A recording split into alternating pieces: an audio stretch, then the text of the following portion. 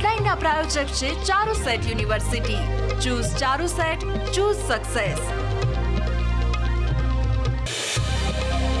આ હેડલાઇનના પ્રાયોજક છે Charusat university. Choose Charusat, choose success.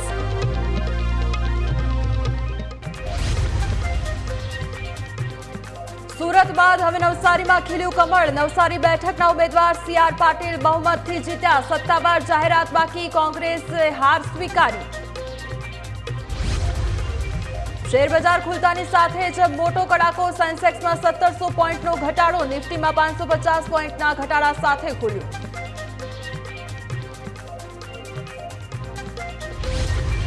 Bardoli બેઠક પર 2 મત ઓછા નીકળતા ફરિયાદ. બારડોલી નગરપાલિકાના વોર્ડ નંબર 2 માં 694 વોટને બદલે 692 મત આપતા કોંગ્રેસના તરુણ વાઘેલાએ ચૂંટણી અધિકારીને કરી લેખિત ફરિયાદ.